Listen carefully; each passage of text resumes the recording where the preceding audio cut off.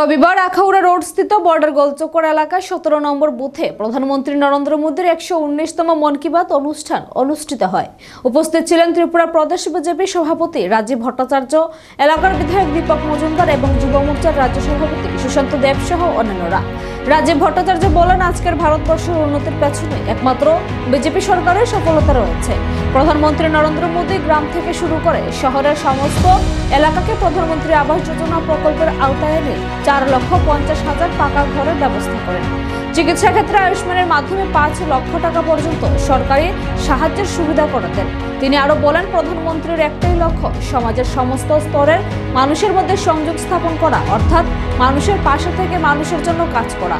ভারতীয় জনতা পার্টির মূল কথা সবকা সাথ সবকা বিকাশ।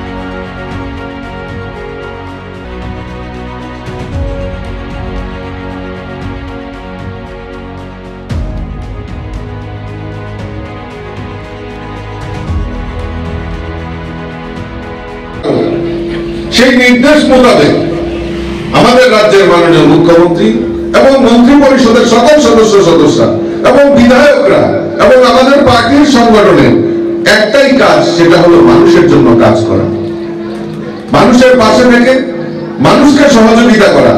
সেটাই আমাদের মূল লক্ষ্য, আর সেই লক্ষ্য নিয়ে আমরা কাজ করছি। আজকে গরিবদের জন্য এই রাজ্যে বিগত 25 বছরে কমিউনিস্টের সরকার ছিল, আর তাদের কি স্লোগান না, সিপিএম গরিবের সরকার। এখানে তো অনেক পরিবার আছেন, এখানে মায়েরা আছেন, আমার দাদারা আছেন, আমার সিনিয়ররা আছেন। আপনারা বুকে একবার হাত দিয়ে বলুন তো যে সিপিএম এর সময় একটা গরিবদের জন্য কোন কি কাজ করেছে? কি কাজ করেছে? গরিবকে আরো কিভাবে গরিব বানানো যায় তার প্রয়াস কমিউনিস্টরা করেছে, তার প্রয়াস করেছে। কারণ গরিব যদি থাকে তাহলে ওই সিপিএম এর লাইনে লম্বা মিছিল হবে। ভারতীয় জনতা পার্টির মূল বক্তব্য, মূল মন্ত্র হচ্ছে সবকা সাথ সবকা বিকাশ।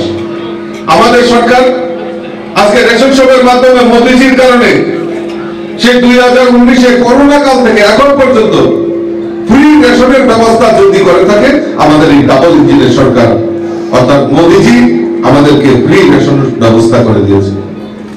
আজকে প্রধানমন্ত্রী আবাস যোজনা, প্রধানমন্ত্রী গরিবদের বাড়িতে পাকা বাড়ি নির্মাণ করতে হবে, কই 25 বছরে তো হয়নি। 25 বছরে তো কমিউনিস্টের সরকার ছিল, কই একবারও তো হয়নি। কিন্তু আপনারা জেনে খুশি হবেন যে আমাদের এই সারা রাজ্যে রুরাল হোক আর আরবান হোক, এই রুরাল আরবান মিলিয়ে প্রায় 4.5 লক্ষ গরিবের বাড়িতে পাকা বাড়ি নির্মাণের ব্যবস্থা যদি করে থাকে একমাত্র আমাদের এই ডাবল ইঞ্জিনের সরকার। এখনো যারা ঘর পাননি, আমি বলবো যে আপনাদের হতাশ হওয়ার কোনো কারণ নেই। মোদিজি এই তৃতীয়বারের মতো প্রধানমন্ত্রী হওয়ার পর আরো 3 কোটি গরিবের বাড়িতে পাকা বাড়ি নির্মাণের ব্যবস্থা করার সিদ্ধান্ত নিয়েছে। আমাদের ত্রিপুরা রাজ্য সেটা ব্যতিক্রমী বাদ যাবে না। আমাদের ত্রিপুরা রাজ্য গরিবদেরকে এই প্রধানমন্ত্রী আবাস যোজনায় পাকা বাড়ি নির্মাণের ব্যবস্থা আমাদের সরকার করবে, এটা বলে দিনে সরকার। আজকে আয়ুষ্মান কার্ড, চিকিৎসার দায়ভার আজকে 5 লক্ষ টাকা পর্যন্ত কেন্দ্রীয় সরকার, দেশের যশস্বী প্রধানমন্ত্রী নরেন্দ্র মোদীজি, যারা গরিবরা চিকিৎসা করাতে পারেন না, 5 লক্ষ টাকা পর্যন্ত কোটি দায়ভার তাদের তুলে নিয়েছে।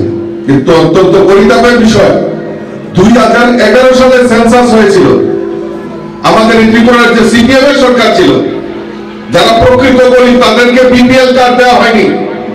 বিপিএল কার্ড গুলি কারা পেয়েছে?